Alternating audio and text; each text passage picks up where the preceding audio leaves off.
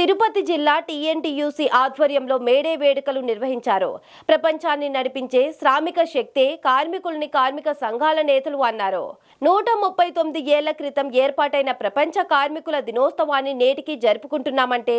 అది కార్మికుల శ్రమకు నిదర్శనమని కార్మిక సంఘాల నేతలు పేర్కొన్నారు.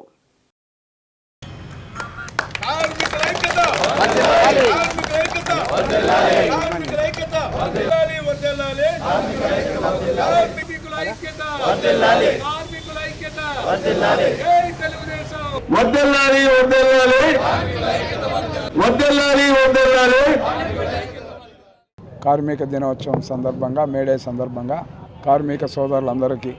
అటు ప్రభుత్వ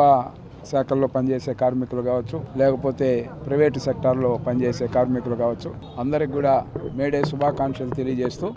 ఎన్డీఏ కూటమి ఏర్పడిన తర్వాత గతంలో ఎన్టీ రామారావు గారి పరిపాలన కానీ, చంద్రబాబు నాయుడు గారి పరిపాలనలో కానీ ఏ విధంగా సమృద్ధిగా కూడా వాళ్లకు ఏదైతే కార్మికులకు సంబంధించిన వర్కుల విషయంలో కానీ అనేక విధాలుగా కూడా రాష్ట్ర ప్రభుత్వాలు అనేక కంపెనీలు రావడం,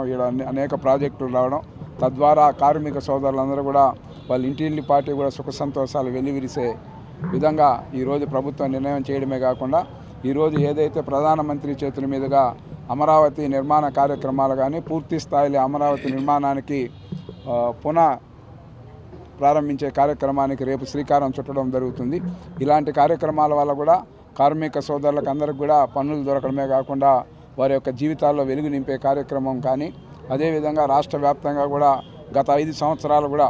జగన్మోహన్ రెడ్డి కార్మిక వ్యతిరేక ప్రభుత్వాన్ని ఈ రాష్ట్రంలో నడిపారు. అదే ఈరోజు ఎన్డీఏ కూటమి చంద్రబాబు నాయుడు గారు కానీ, పవన్ కళ్యాణ్ కానీ, నరేంద్ర మోడీ ఆయన యొక్క సహాయ సహకారాలతో